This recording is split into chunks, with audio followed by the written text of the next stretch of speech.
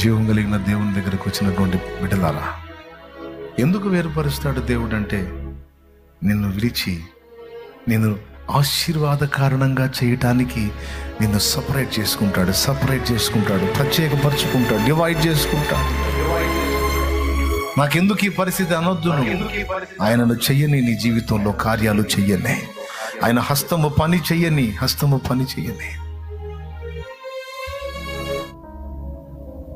తరతరాల ఆశీర్వాదాన్ని నీకు అనుగ్రహించడానికి, నిన్ను విరిచి నల్లగొట్టి సరిచేయటానికి కొన్నిసార్లు నిన్ను సపరేట్ చేసుకుంటాడు దేవుడు, వేరుపరుచుకుంటాడు.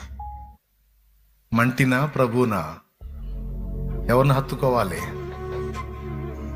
మిగిలిన ఈ అనుబంధ బాంధవ్యాలు లేకపోతే భూ సంబంధమైన వాటి విషయంలో మన అభిప్రాయాలు ఏంటి, ఏమై ఉండాలి? అన్నిటి విషయమై మితముగా ఉందాం, అమితంగా దేవుడితో ఉందాం, దేవుణ్ణి కోరుకుందాం. మోసం చేసుకోవద్దు మనల్ని మనం. కానీ మట్టికున్న శక్తి ఏంటో తెలుసా? లాగుతుంటది. ఇది నిజమని భ్రమ పుట్టించిద్ది, ఇది స్థిరమని మాయ చేసిద్ది, ఇది వాస్తవమని మోసపుచ్చిద్ది. తెలుసు మీకు ఆ సంగతి. కానీ ఆ మోసంలో పడొద్దు. వాస్తవాన్ని కళ్ళారా చూడండి, వాస్తవంలోనికి రండి, దృష్టి నిమ్మని దేవుణ్ణి వేడుకోండి, నిదానించి దేవుణ్ణే హత్తుకోండి. ఆయన చూచి, నిదానించి చూచి అంటే తేరి చూచి ఆయన మీదే మనసు నిలబండి, ఆయన్నే హత్తుకోండి. ఇప్పటికే మీలో కొంతమంది కొన్ని అనుభవాలు, చేదైన అనుభవాలు చూస్తున్నారు. మీకైతే ఇంకా క్లియర్గా అర్థమైంది నేను చెప్పిన ఈ విషయం. అందరికీ గ్రహింపు కలిగిందని నేను అనుకుంటున్నాను. చెప్పండి, వేరుపరచబడకపోతే మనకి దృష్టి కలగాలంటే మనల్ని దేవుడు ప్రత్యక్షత కలగాలంటే, తరాలకు ఆశీర్వాదకరంగా చేయాలంటే, మనల్ని కూడా దీవించాలంటే విరవబడినట్లు మనల్ని ఆయన అలాగే మనం రక్షణ పొందాలంటే కూడా వేరుపరచబడాలి. ఈ 4 సంగతులు మీ హృదయంలో భద్రం చేసుకొని మీరు కూడా దేవునికి కనెక్ట్ అవ్వండి. మాయలను నమ్మి భ్రమపడకండి, మోసపోకండి. ఓకేనా? దేవుడు మన కళ్ళు వెలిగించును గాక. నిమిత్తంగా ఇంకొకటి కూడా చెప్తున్నా, ఎదురవుతున్న పరిస్థితులను బట్టి టెన్షన్ పడకండి. ఎందుకంటే ప్రభువుకు తెలియకుండా ఏది జరగదు. ఆయన తెలిసి అనుమతించాడు అంటే తప్పనిసరిగా నీ పట్ల ఏదో గొప్ప కార్యాన్ని చేయబోతున్నాడు. సింపుల్గా ఒక ముక్కలో చెప్పాలంటే 2 నిన్ను దీవిస్తాడు. నేను చెప్పినట్లు నువ్వు ఏబులాగా దేవునికి కనెక్ట్ అయ్యావు అనుకో, 2 కాదు 20 దీవించినా లెక్క చేయవిగా. నువ్వు ఎన్ని ఆశీర్వాదాలు వచ్చినా సరే నీ మైండ్ అటే లాగిద్ది దేవునికి వెళ్ళే, కానీ ఇక ఆశీర్వాదాలు నిన్ను లాగవు. కానీ ఇవన్నీ జరగకముందు ఏబుని ఆశీర్వాదాలు ఆకర్షించినాయి. అవి ఎక్కడ పోగొట్టుకుంటానో అని టెన్షన్ పడ్డాడు. చివరకు జరగాల్సింది జరిగింది. కనువిప్పు కలిగిన తర్వాత దేవుడు 2 ఇచ్చాడు. కానీ ఇక వాటి మీద మనసు లేదు యోబుకి. ఇక వాటి మీద మనసు పెట్టలా. అలాగే నీకు ఇస్తాడు. Don't worry. దేనికోసం వెంపర్లాడుతున్నావో, దేనికోసం పరిగెత్తుతున్నావో, దేనికోసం తప్పిస్తున్నావో అది ఆడిచ్చిద్ది నిన్ను. నువ్వు పరిగెత్తే కొద్ది ఆడిచ్చిద్ది ఈ లోకం. అర్థమైందా? దాన్ని వెంటబడి పరిగెత్తుతా ఉంటే అది ఏం చేసిద్ది? ఆడిచ్చిద్ది. నువ్వేం చేయాలి? దేవుడిని వీపు వెనక పెట్టుకొని ఆ లోకం వెంట పరిగెత్తాలా? నువ్వు చేయాల్సింది అది కాదు. లోకాన్ని ఇదిలిచే నాకు నా దేవుడు చాలనుకో. నిలబడాలి.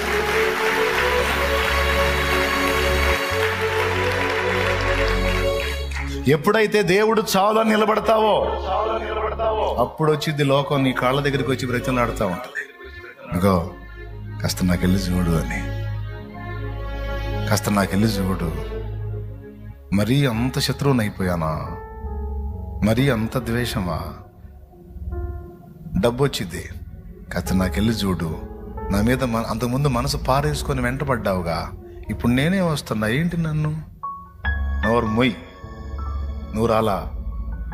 వచ్చే గతి నా దేవుడే నీకు పుట్టించాడుదా. నేను నీ వెంట పడను. ఒకప్పుడు నీ స్థానం నా హృదయంలో, నా నెత్తి మీద. ఇప్పుడు నీ స్థానం నా కాలు దగ్గర. దేవునికి స్తోత్రం కలుగునుగాక. ఎక్కడా? అంతే.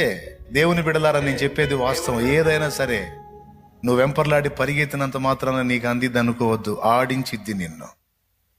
ఒక్క తోపు దోసిదాన్ని నువ్వు దేవుని వైపు మళ్ళు, అదే వచ్చింది నీ కాళ్ళ దగ్గరికి. మళ్ళీ అది కాళ్ళ దగ్గరికి రావాలని దేవుడికి వెళ్ళి తిరిగినట్టు షో చేయవాకు. కొంత ముదుర్లు మరి ఏం చేద్దాం, జనాలు జెన్యూన్గా ఉండాలి. మనం ఏం చేసినా హార్ట్ఫుల్గా తిరగాలి దేవునికి వెళ్ళి. అది నీ వెంట పడకపోతే అప్పుడు అడుగు. నువ్వు పరిగెత్తినంత సేపు సీతాకోక చిలకను పట్టుకుంటే పిల్లలు పరిగెత్తుంటారే, ఈ కొమ్మ మీద నుంచి ఆ అది వాళ్ళతో తిరుగుతూ ఉంటుంది, వాడికి చెక్కదో పాడలే. అలాగే ఈ లోకంలోని ఆకర్షణలో సీతాకోక చిలకల్లాగా నీ ముందు ఎగురుతా ఆకర్షిస్తాయి. ఆకర్షణలకు పరిగెత్తావు అనుకో, చివరికి పోయే ముళ్ళ కంపల్లోనో పడతావు, ఎక్కడో చిక్కుకుంటావు. నో, దేవుడే నిన్ను ఆకర్షించాలి. ఓకే, దేవునికి స్తోత్రం. ఆ దేవుణ్ణి హత్తుకుంటే నీ బాధ్యతలు నెరవేర్చడానికి కావలసిన కృప నీకు ఇస్తాడు. నువ్వు చేయాలనుకున్న కార్యాలు నెరవేర్చడానికి కావలసిన శక్తి నీకు ఇస్తాడు, కావలసిన సమృద్ధి నీకు ఇస్తాడు, కావలసిన ఆశీర్వాదాన్ని నీకు ఇస్తాడు. ఏందిరా నీ గోల్ అంటాడు, నాకు ఫలానాది అదేదో సమస్య తగలబడింది, వేనం పోయిద్ది పో అంటాడు, పోయిద్ది అది. ఇక దాని గురించి నువ్వు జుట్టు పీక్కోవాల్సిన అవసరం కూడా లేదు. ఆ ఒక్కటి వైనం చేయవా, ఈ ఒక్కటి వైనం, అంతే వైనం అయిపోతాయి అంతే. ఎందుకంటే ఈ లోకం మొత్తం కలిసి దేవుడిని నీకు తెచ్చివ్వదు. కానీ దేవుడు ఒక్కడు నీకు తోడై ఉంటే, ఒక్కడు నీ పక్షాన్ని ఉంటే, ఈ లోకం మొత్తాన్ని తెచ్చి ఆయన నీ కాలు కింద పెట్టగలుగుతాడు. ఆ శక్తి ఆయనకుంది. ఏమంటారు? ఎంతమంది ఒప్పుకుంటారు? కాబట్టి ఎవరు ఇప్పుడు మనకి? దేవునికి స్తోత్రం కలుగును గాక. విశ్వాసం ఉంది కదా, ధైర్యం ఉంది కదా, పిరిగితనం లేదు కదా, అనుమానం లేదు కదా. ఎటు పరిగెత్తుతాం? వీపు దేనికి చూపిద్దాం? లోకానిగా. ముఖం ఎటు తిప్పుదాం? ఇప్పటిదాకా ఎటు పరిగెత్తాం? అబ్బా, ఈ ముక్క చిన్నగా చెప్పారా? దేవునికి స్తోత్రం.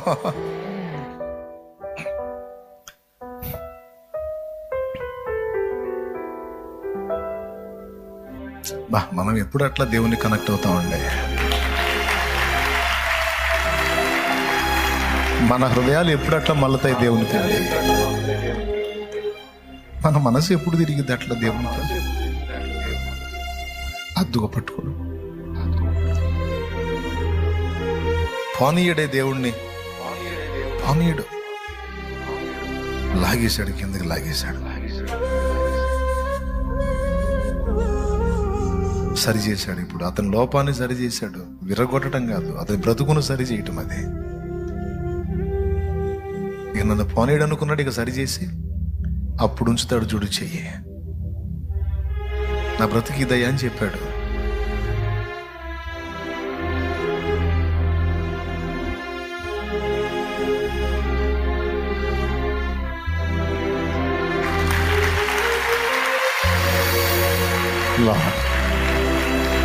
హల్లెలూయా, హల్లెలూయా, హల్లెలూయా, హల్లెలూయా.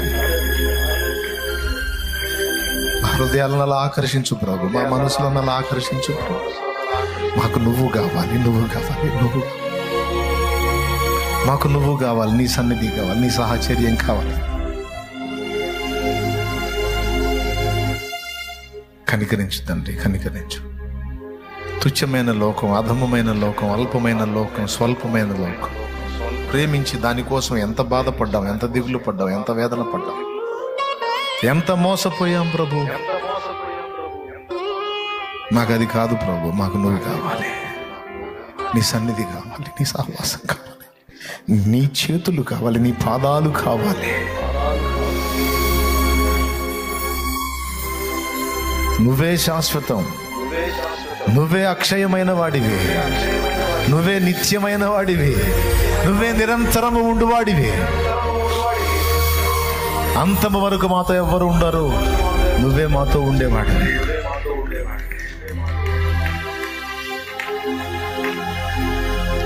నీకు వందనాలు, వందనాలు. మా బిడ్డలందరినీ నీ తట్టు ఆకర్షించావు ఈ శుభవేళ. వాస్తవం ఇదే అని చెప్పి మా కళ్ళు వెలిగించావి రాత్రి. నీకు స్తోత్రము ప్రభువా. అధమలోకాన్ని అధికంగా ప్రేమించకుండా హద్దులు గీసావి రాత్రి, హద్దులు గీసావి రాత్రి, హద్దులు గీసావి రాత్రి. హద్దులు లేని ప్రేమ నీ వైపు కలిగి ఉండటానికి ఆహ్వానించావు. మాకు ప్రత్యక్షతలు ఇవ్వు, మమ్మల్ని ఆశీర్వదించు, మాకు దృష్టి కలిగించు, మాకు రక్షణ కలిగించు, మాకు కృప చూపు. నీకు వందనాలు చెల్లిస్తున్నా. మా బిడ్డలు ఎంతమంది ఎన్ని రకాల ఒత్తిళ్లలో ఉండి వచ్చారో ఈరోజు సూటిగా మాట్లాడా. రెండంతలుగా నిన్ను ఆశీర్వదిస్తాను, భయపడకు అని. నీకు దృష్టి కలిగించడానికే ఈ పరిస్థితులు నీకు రప్పించాను. నీకు దృష్టి కలిగించడానికే, వాస్తవాన్ని నువ్వు కన్నులారా చూడటానికే నీకు ఈ శ్రమ రప్పించాను.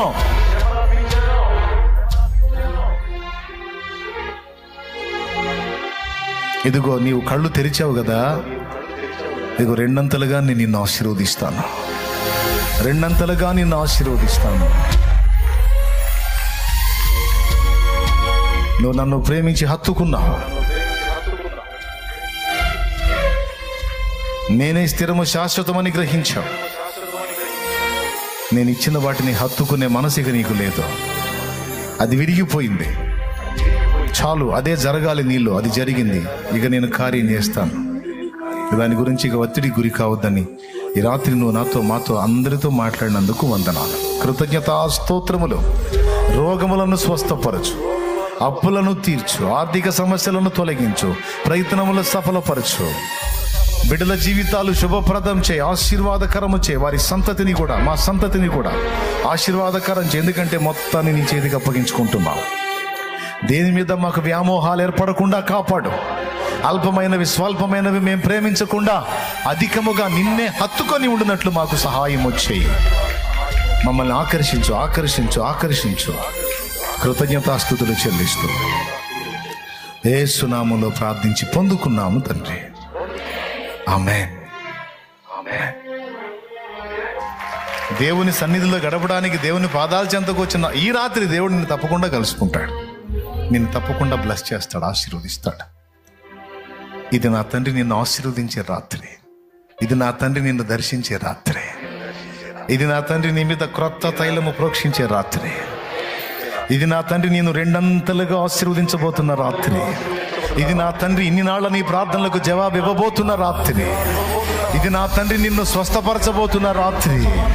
ఇది నా తండ్రి నీ బిడ్డలను ఆశీర్వదించబోతున్న రాత్రి. ఇది నా తండ్రి నీ ప్రయత్నంలో సఫలపరచబోతున్న రాత్రి. ఆమేన్.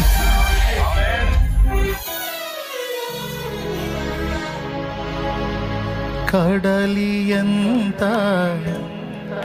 ఎగసి పడినా హద్దు దాటదు నీ ఆజ్ఞ లేక.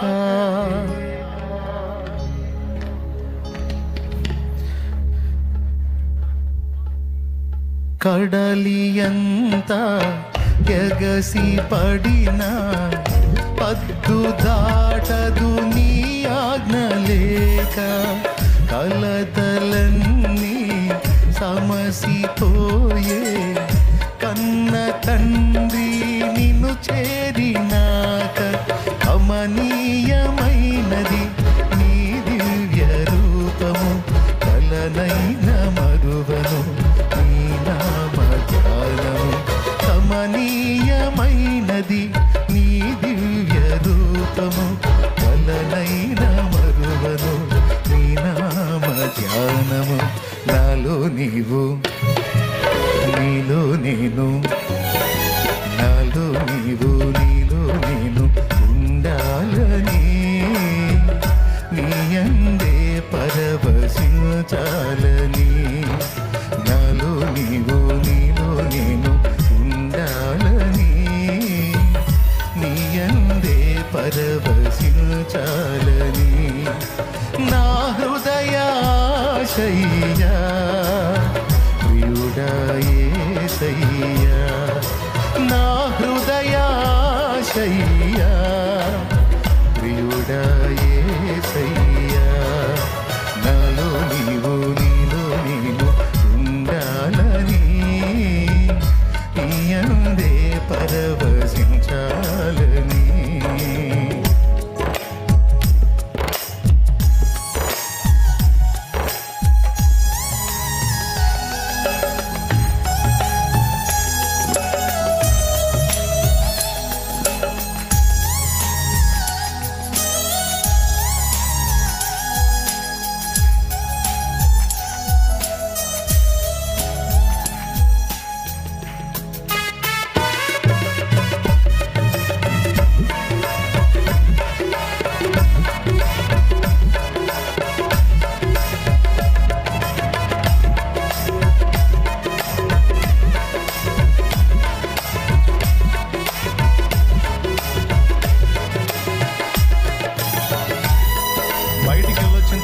ఖచ్చితంగా ప్రార్థనలో గడపండి.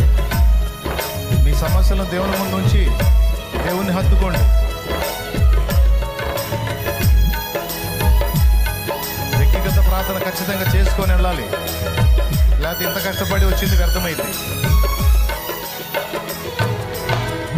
కమ్మనైనా బ్రతుకు పాట పాడుకొందును నీలో యేసయ్యా,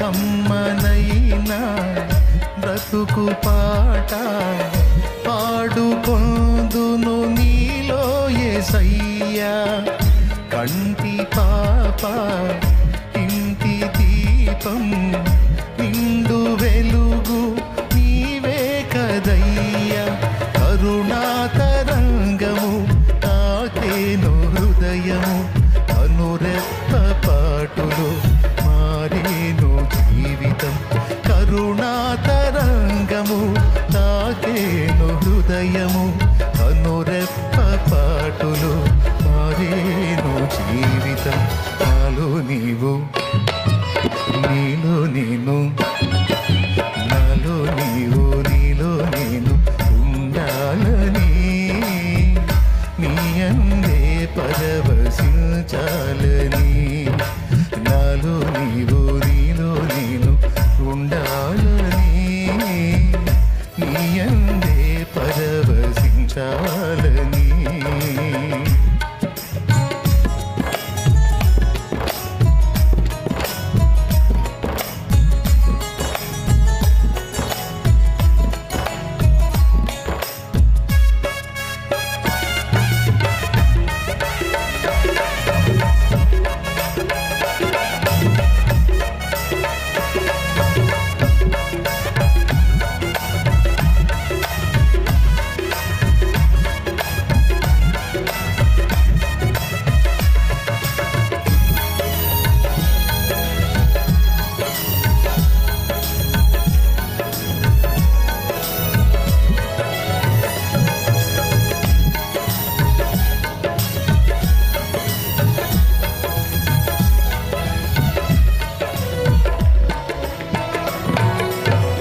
స్నేహమైనా సందడైనా ప్రాణమైనా నీవే కదయ్యా,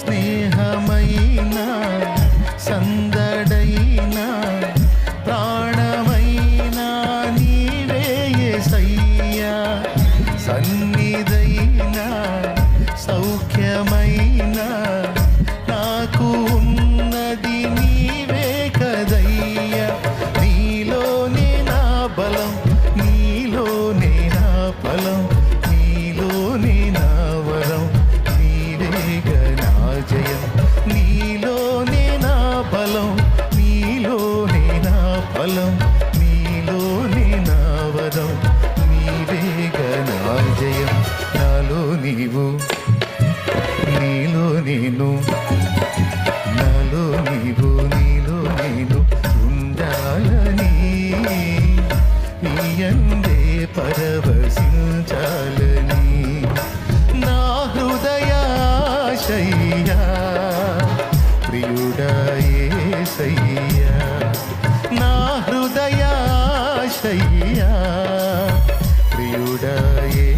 యేసయ్యా, నాలో నీవు నీలో నేను ఉండాలని, నీ యందే పరవశించాలని, నాలో నీవు నీలో నేను ఉండాలని, చించాలని.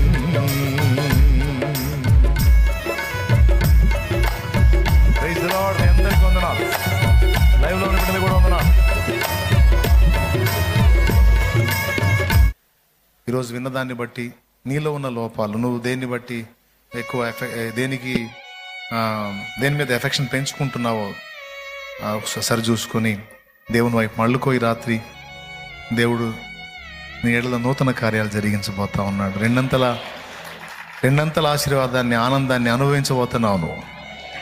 అది నమ్మి దేవుని సన్నిధిని కాచుకో. ప్రార్థనలో మాత్రం గడిపి కదలాలి. ఇక్కడి నుంచి టైం మీది గడపండి. God bless you. మీ అందరికీ వందనాలు.